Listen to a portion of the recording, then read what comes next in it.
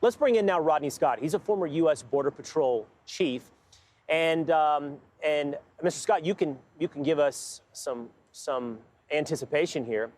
Is that what we just heard described to us, what Joe Biden will see when he arrives in El Paso? Unfortunately, it might be. It's really up to the handlers. In the past, Secret Service always has issues or concerns, real ones, with security.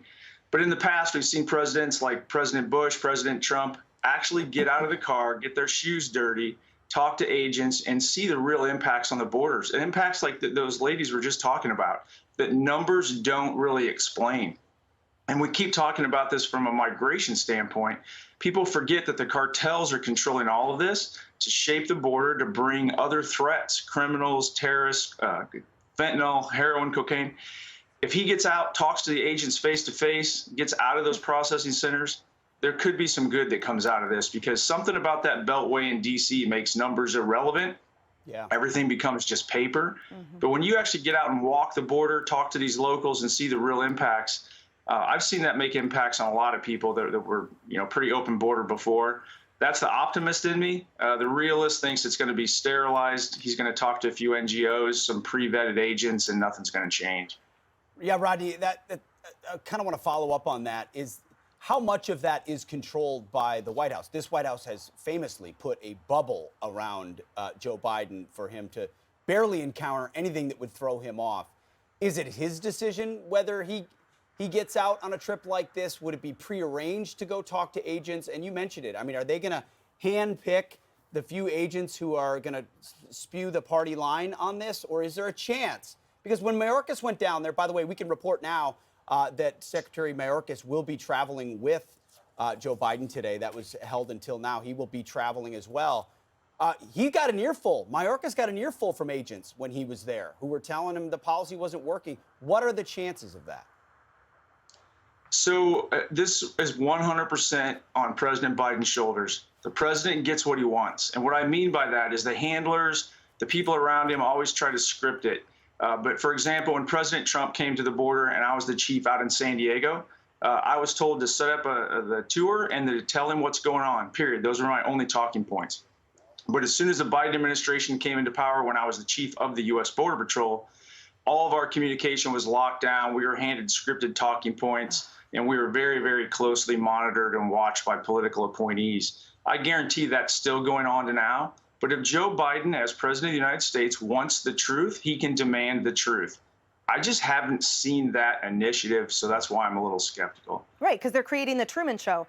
First of all, thank you for your service. And secondly, you mentioned the human smuggling, and the cartels are at the hand, obviously, of the drug industry. Human smuggling is the second largest illicit global industry. They are fat cats at our expense. What is the one thing that you would ask of President Biden if you were there today? What is the one thing you need as this administration talks about spending and whatnot prolifically, but not in a targeted, tailored way?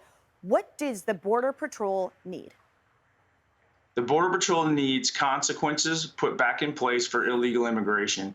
We talk about the cartels. I don't think people really understand. They use these migrants, these illegal aliens, once they're in the United States, as tools to overwhelm law enforcement so that they can bring in other threats, other things. And that is happening 24 hours a day, 7 days a week. That's why asylum seekers cross at 2 in the morning or in the remote desert areas or the Rio Grande River when it's raging, and they don't just walk up and surrender. The cartels are controlling that. All that clutter could be cleaned up if there were consequences in place to illegal entry and people were actually held until they had a hearing, or they had to wait in Mexico, which was the program we had before, or they were just immediately removed to their countries. And we can do those things. We can put pressure on other countries to take back their own citizens. But that's the other thing this administration has not done. They've not leveraged any of the power that this nation has to get other countries to step up and do their part. Nope. Yeah, Rodney, you talked about whether or not he would have or put himself in the position to have the truth being told to him by Border Patrol agents. There's reason to be pessimistic about that because, as Pete just mentioned, Alejandro Mayorkas is going to be coming on this trip as well. And these are the types of things, let's take a look at this, that have been said by Alejandro Mayorkas in the past. The border is secure. The border We are working to make the border more secure. That has been a historic challenge. Secretary Mayorkas, do you continue to maintain that the border is secure? Yes, and we are working day in and day out to enhance its security, Congressman. Right. Let me be clear. Title 42 or not, the border is not open. We will continue to fully enforce our immigration laws in a safe, orderly, and humane manner.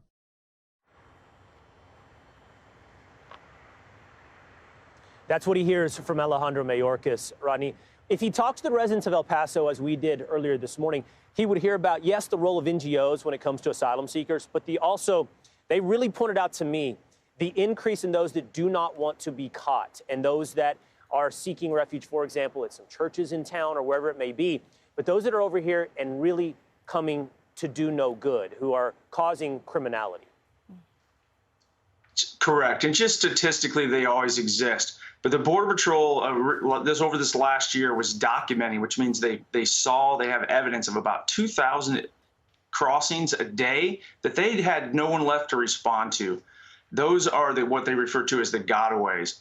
And that's just what they saw. That's where the real threats are. Those are people that pay the cartel extra to wait and be in the second wave. Those are the huge threats.